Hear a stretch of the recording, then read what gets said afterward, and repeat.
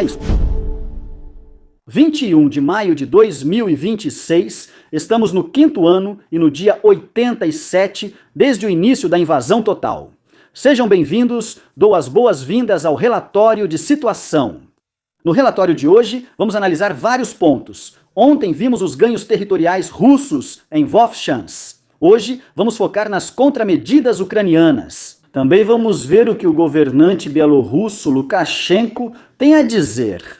E o que também vamos analisar são ataques muito interessantes à estrada de abastecimento terrestre russa, assim como a muitos outros pontos importantes de infraestrutura que vamos ver novamente ao longo do vídeo. Vamos analisar um setor da linha de frente já abordado ontem. Na região de Vovchansk, ocorrem contra-ataques ucranianos coordenados após Kiev transferir unidades de Kupiansk para essa frente semanas atrás. O objetivo é afastar as forças russas da margem leste do Sivertskyi-Donets e limitar ainda mais o acesso às pontes perto de Vovchansk. O importante nisso é que, aparentemente, não se trata de uma contraofensiva, mas sim de uma medida tática limitada na forma de pequenos contra-ataques. As forças empregadas estão longe de ser suficientes para iniciar uma ampla reconquista. Em vez disso, a Ucrânia está claramente tentando encontrar e explorar pontos fracos locais dentro da defesa russa, além de tentar desestabilizar os avanços russos. Os combates atuais estão concentrados principalmente na região de Liman, Vilcha e nas demais áreas periféricas ao sul de Vovchansk. São essas as áreas a que me refiro aqui. Aqui está Vilcha, aqui neste ponto ainda é Liman. E é justamente aqui que estão ocorrendo alguns contra-ataques por parte dos ucranianos. O objetivo é justamente empurrar os russos de volta para trás deste rio. Mas é claro, a situação vai um pouco além. Ontem vimos que os russos estavam nesta localidade aqui.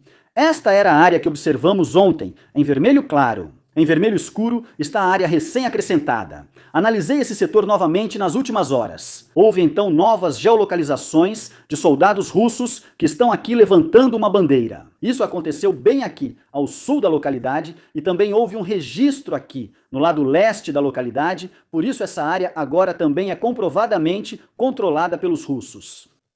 Também há contra-ataques aqui. Como disse, já analisamos ontem detalhadamente as consequências quando os russos tomam território. E eu li nos comentários que alguém disse que foi bastante detalhado para uma vilazinha tão pequena. Sim, claro, mas até mesmo uma vila pequena faz uma grande diferença. Não se deve sempre enxergar isso da mesma forma que muitos outros mostram. Cada vila realmente tem um impacto imediato no setor da linha de frente e, claro, também nas unidades ao redor.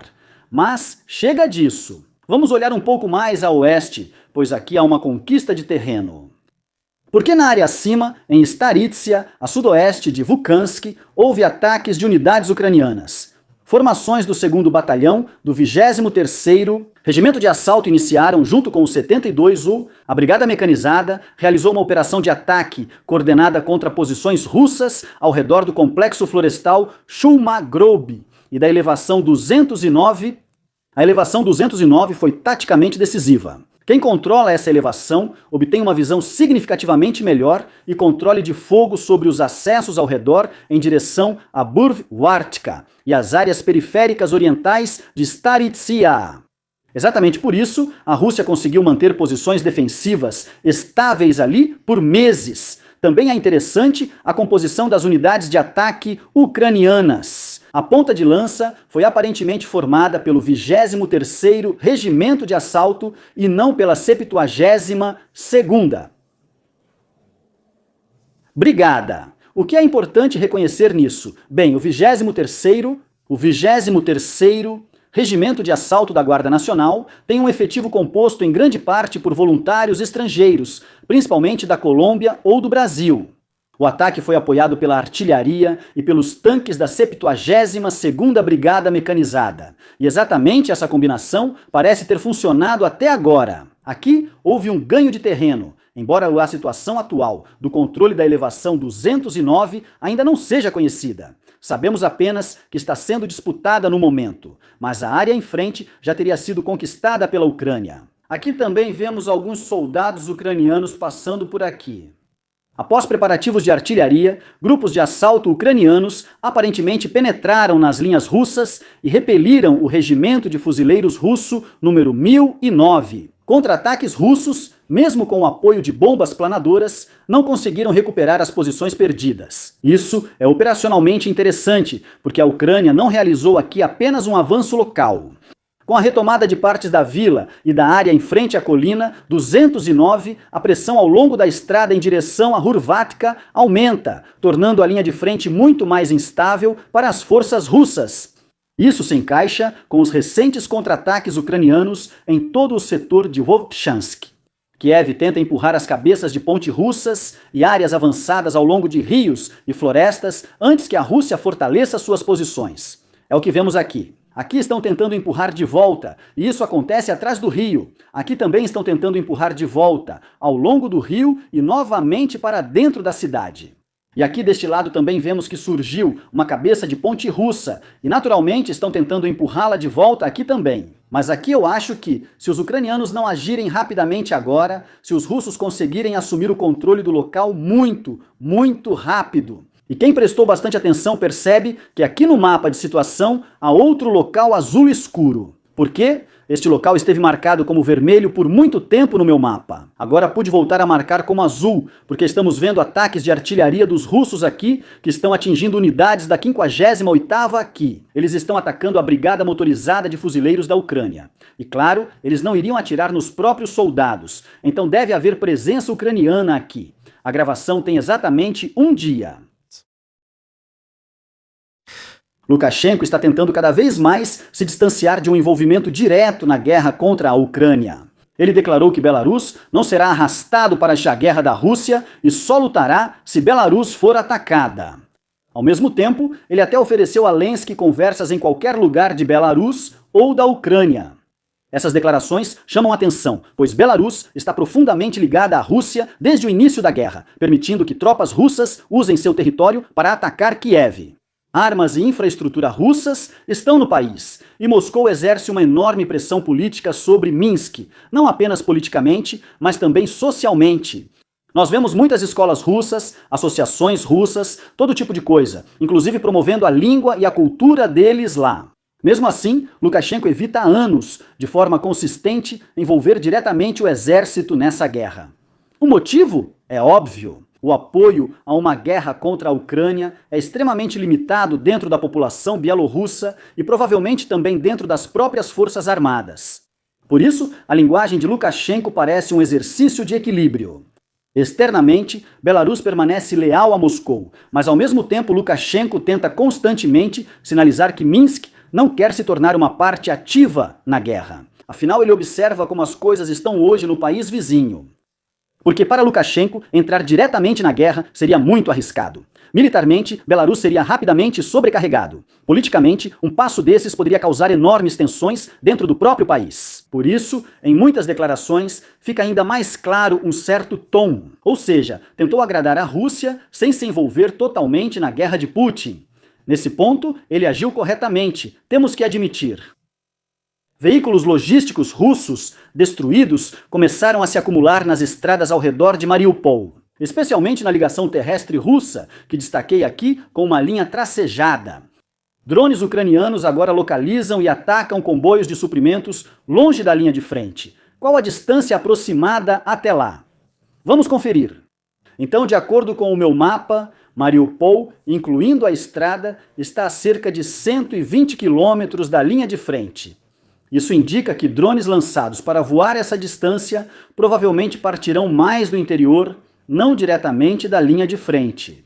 Por isso, aqui alcançamos facilmente cerca de 150 quilômetros, especialmente nas regiões do sul, como Kherson, Zaporizhia e Donetsk, percebe-se um aumento significativo desses ataques. Mariupol, em particular, é estrategicamente crucial. As estradas compõem a ponte terrestre entre a Rússia e a Crimeia ocupada, além do território ocupado no sul da Ucrânia. Ou seja, uma rota que define boa parte do abastecimento russo no sul e por onde passam muitos suprimentos. Munição, combustível, peças, movimentação de tropas, Tudo normalmente passa por Mariupol, tornando essas imagens muito interessantes. A Ucrânia não ataca mais apenas alvos isolados perto da linha de frente, mas agora também persegue cada vez mais o tráfego em movimento nas próprias rotas de abastecimento.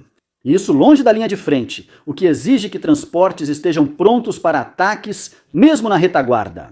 Isso é problemático, porque a logística só funciona enquanto o deslocamento permanece previsível. Quando comboios podem ser detectados e atacados por drones a qualquer momento, o abastecimento fica mais lento, veículos dirigem com mais cautela e os transportes são divididos. As medidas de segurança são reforçadas, se isso ainda for possível, e o reabastecimento demora mais para chegar à linha de frente. O fato de que drones ucranianos já conseguem operar até a região de Mariupol mostra também o quanto seu alcance e suas capacidades de reconhecimento evoluíram e como a defesa antiaérea russa nessa área é fraca.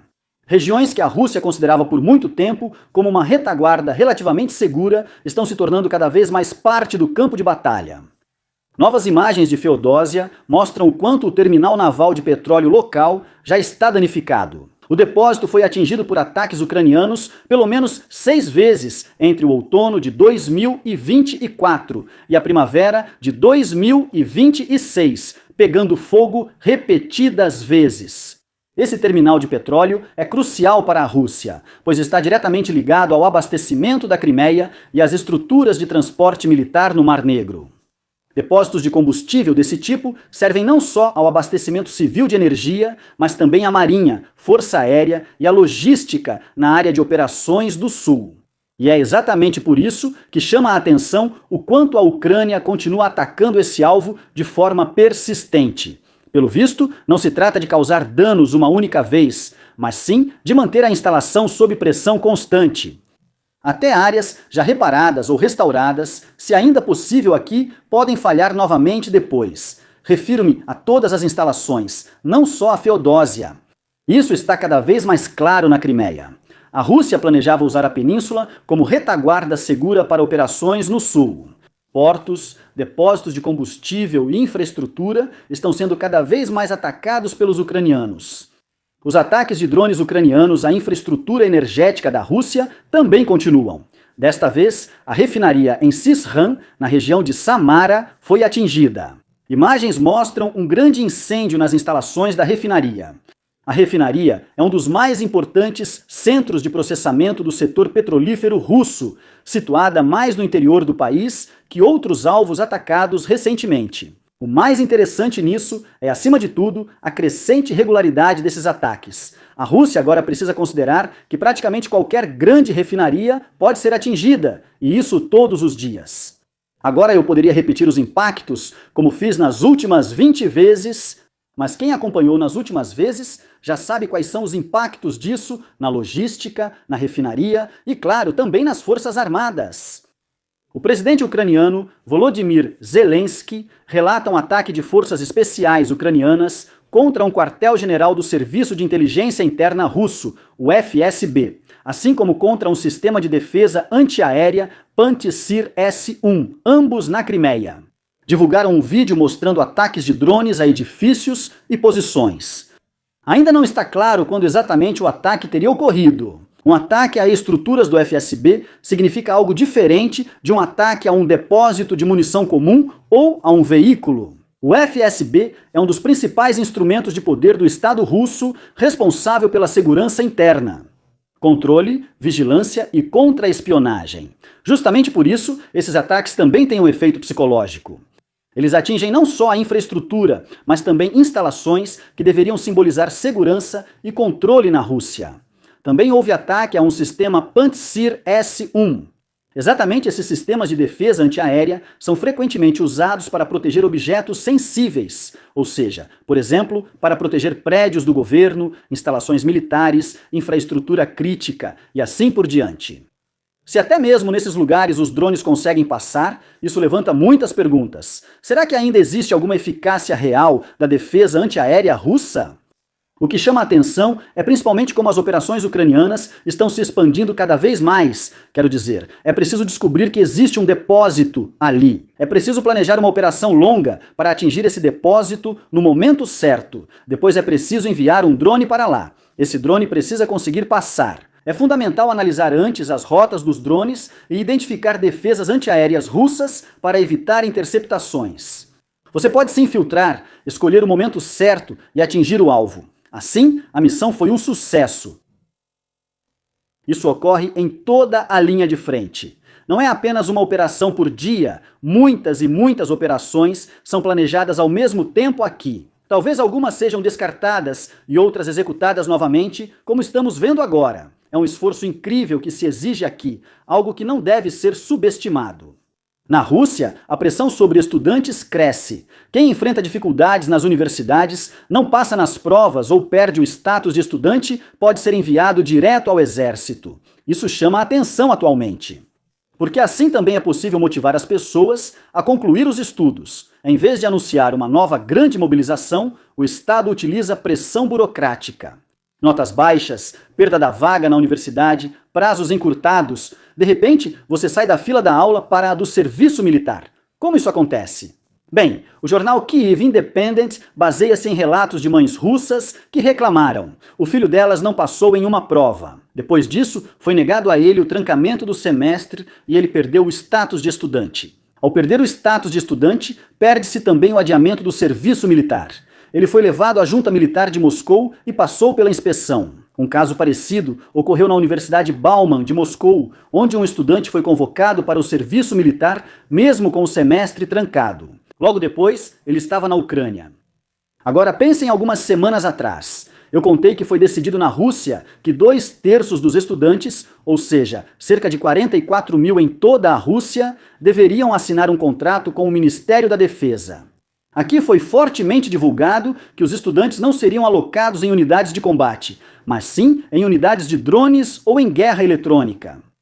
O tempo ausente também será, de certa forma, contabilizado nos estudos deles. Além disso, e esse é o detalhe curioso, é possível assinar um contrato que, após a graduação, garante ao estudante uma vaga em uma unidade de drones competitiva, ou pelo menos isso é prometido a ele. E esse contrato é assinado ainda durante os estudos. Mas só se entra nessa unidade se o estudante também concluir o curso com sucesso. Se o estudante não passar ou perder um prazo importante para realizar determinadas provas, por exemplo, o contrato continua válido, mas aí pode ser usado onde quiserem. E agora, muitas universidades, por outro lado, estão fazendo com que a taxa de desistência ou reprovação fique um pouco mais alta para que as pessoas possam ser convocadas diretamente, por assim dizer.